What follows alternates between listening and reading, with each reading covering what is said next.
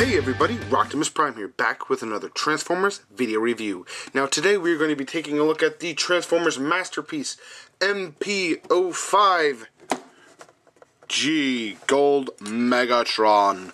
As you can see here is a beautiful picture of Masterpiece Megatron. I just want to say before I get on to this review, special thanks to Paul/Optibotimus on Twitter and on YouTube for letting me purchase this toy from him and shipping it out to me rather quickly. Just huge thanks to Paul. If you don't know who Optibotimus is, I will put a link down in the description, or you can click on Megatron's chest in this area to subscribe to his channel.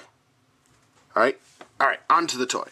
As you can see, it does come in the typical Masterpiece packaging. Nice picture of Megatron there on the top. You do see him in his gun mode down here. MP05G Destron Leader Megatron Gold version. Words I can't read. On the bottom there, words I can't read.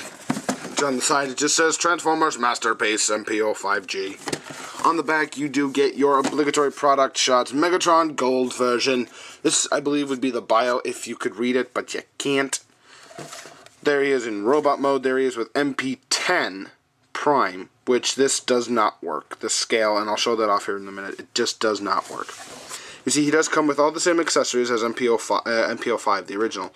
He gets his laser sword, his purple gun, Crimzeek, laser cannon, and there he is in his pistol mode.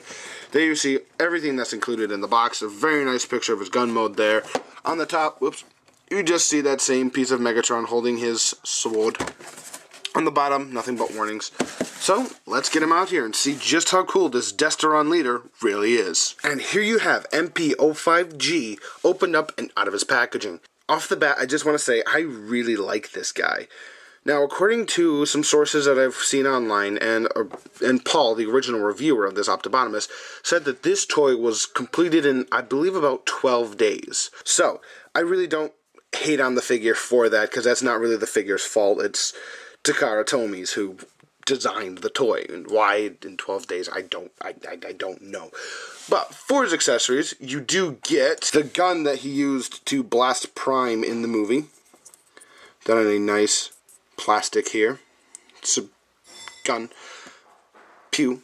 You also do have the laser sword that he used in the movie to cut Prime. It is done in a nice transparent purple plastic. I did have to use some fingernail polish on the sword hilt because when I would use it, it would hold but it would spin, and it was just a really loose connection, so just some fingernail polish to tighten that up so it doesn't fall out. You also get his Energon mace that he used in, I believe, More Than Meets the Eye Part 1. And this thing is long. It stands about as tall as he is. And that ball's touching the ground. This chain is huge. It's a nice purple chain. But for the life of me, I can't figure out how this is supposed to clamp onto Megatron's body. According to the instructions, you're supposed to take this, fold it in, and then clip it this way, but it doesn't fit. Okay, after checking the box and checking the instructions, what you're supposed to do is you're supposed to separate this panel like that, then attach the Energon mace and close his hand. Yeah, it's in there securely. Give him props. Looks kind of dumb. Because, I mean, you've got Megatron here, and then you've got the mace just kind of dangling on the ground. I mean, you have to raise his hand up a couple notches to get him to actually hold it. And I don't believe the chain was even that long in the original show. So you have to have him like that in order to have the ball off the ground. So it is kind of weird. And for his last little accessory, he does come with Crimzeek, the little lightning bolt monster that he creates in, I believe, the episode Crimzeek. So yeah, that's just his little transparent little electro dude. He's really kind of tiny. That's, oh well, stand, man. Stand. There we go. That's how big he is compared to Megatron. So there you have him as he sizes up with Megatron, and that was really hard to do. He fell like 17 times.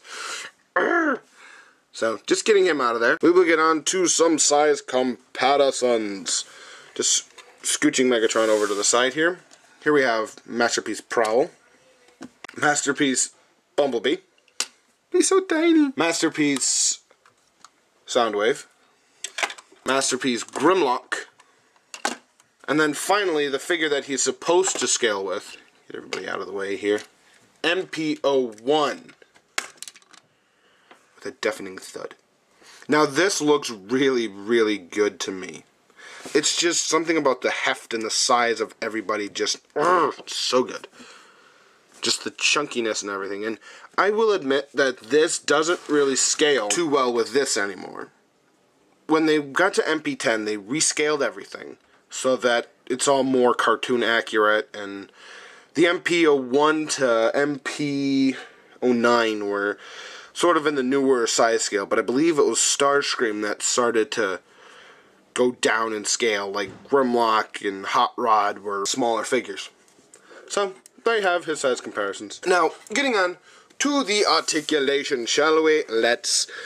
So, as you come up here to his head, and his head is really nice. He's got a good Megatron-y scowl on it. And as you can see, he is tilted slightly. His fusion cannon offsets his weight on the one side. Just removing that straightens him right out. So we'll get to the fusion cannon in a moment. But his articulation, his head will turn side to side. It will go up a little bit. See, that's down. It will go up that far, so not much articulation on the head, side up and down, side to side. You do get a little wobble, and there's that. Coming over here to the arms, you do get a movement out that far, movement down that far, movement forward, and it's on a nice ratchet joint. It does do a full 360. It does have two joints at the elbow, one up here and then one down here. So you can sort of get a nice pose out of him. It's hard to do though because of the bulk of his armor. And if you take this section off, you can see that there are in fact two joints. You can bend him there, and then you can bend him there. So you do get a nice, oops, that kind of look for him. The hands, of course, there is no bicep swivel due to the way he turned. Oh, well, there is, because I have his other arm facing the other way. But, so you have a bicep swivel, and that sounds really bad. Ugh. The hands, the thumb is on a ball joint, and it's not a very, it's a loose-ish one. And if you have his hand kind of like that, his thumb looks kind of weird. But and that's as far down as you can bring it, so it's really meant to be like in a fist. I mean, it's Megatron. And all of his fingers are individually articulated at the knuckle, just like MP Optimus. So you have, that's his open hand. It's like a palm hand strike.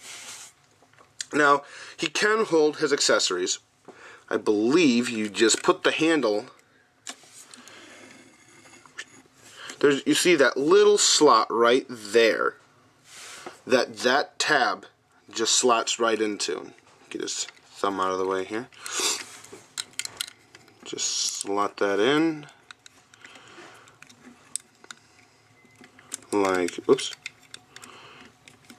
With the greatest of ease. Close his fingers around it. And there you have Megatron holding his energy sword. It's okay. Not my favorite way to display Megatron. And it's the same way for the gun. The gun just has that same tab you plug in. And he holds his gun. So, yeah. Going on down to the waist itself. There is nothing at the waist due to the way he transforms.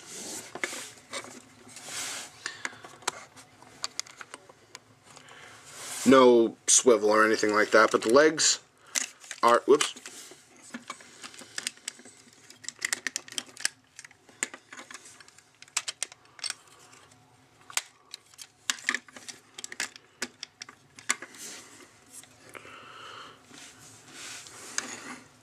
There's no swivel or anything at the waist. And just setting that piece off to the side, because we'll need that for transformation. But his legs do go forward. My did that last time too. I'm just trying to get his legs to move. There you go. They go like that. It is very tight, ratchet joints. And when you do that, you have to be careful because you will unpeg him at the waist if you're not holding him correctly. So let's see if I grab here if I can do it. Yep. And you're just best to not move his legs around too much because you will detach that hip section. He does have a knee joint and a thigh swivel. It also is detented. Detented? I don't know. And the leg itself is double jointed, but that's mainly for transformation. So see, it doesn't bend this way.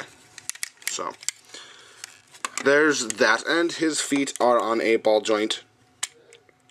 You do get nice movement in the feet themselves. So, setting everything back, getting it all tabbed back in place from when I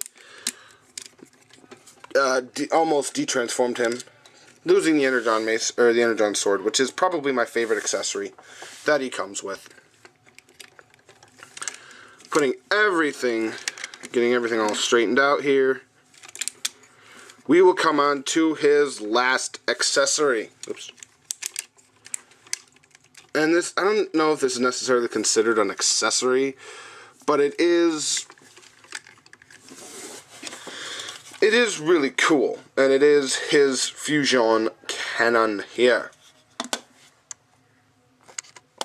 So much editing in this video. Ugh.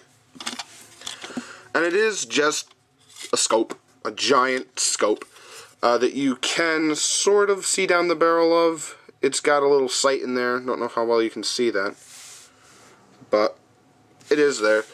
But it's just the sight itself is blocked by this really cool, this really cool light up feature. And that does light up really well. It's a lot less bright in person. And you can't even see that because my light's all funny now. But he does have a nice light, and it does, like, I guess, replicate him firing his fusion cannon. So, that just slots onto his arm here. And as you'll see, when you do it, it makes him incredibly side heavy. If he had maybe a little bit more structure in his waist, that might make, well, that seemed to help, pegging it. So, getting on down to the transformation, shall we? Let's.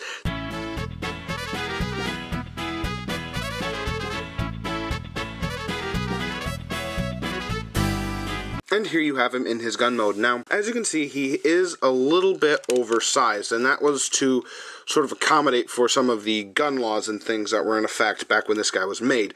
For the life of me, I can't get anything to tab in here, which is what Paul said in his review. You do have the safe here that does, or the safe T, which works, and you do have this here that doesn't work.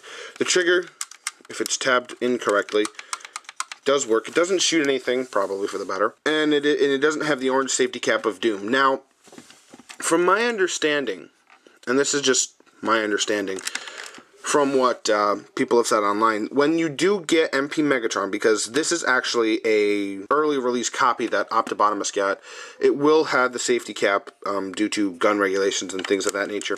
He is a nice little gun. You do have some slight scratching on the Decepticon logo back here, as you can see. But I believe that's just wear and tear of everything being on it, and Paul even said that that had it. It's okay, it's a gun. Pew pew! Now, there is an add-on set for MP05G, which makes him more akin to what he was in the show, basically having the long gun barrel and the stock that clips on here.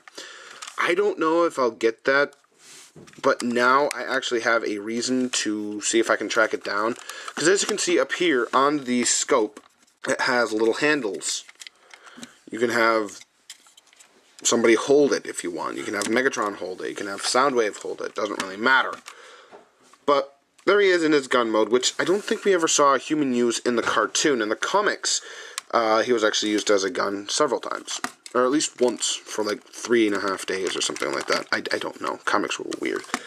But as I said, for the life of me, I can't get this sort of gap to go away. But as you can see, if I push on it, it goes away slightly. Overall, for being a 12-day design toy, it's not bad. It does have its problems. Like I said, it's very, very, very, very, very floppy, very fragile. And I'll probably transform him once again back into robot mode and then never transform him into gun mode again. It's not that it's that scary, it's just, it's nowhere near as fun and enjoying as MPO1 or any of the newer ones. It's really kind of stressful and really kind of just, So, that's MPO5 Gold Megatron. Now, why he's gold, I don't know. But I have MPO10, or MP10 here, the horse, weird color variant, so, hey, why not? Anyway, this has been Roctimus Prime with a look at Masterpiece Megatron. If you can find him, I think when he comes out, I think he's scheduled to be at like $200, I think. Which is about what older Masterpieces went for. So, he's a good price. The accessory count is kind of weird in a way, but it is there. You do get a lot with this figure. So, that is going to be all for now. I'm going to sign off saying, hope you guys have a good day, good night, whenever you're watching this. Take care, guys.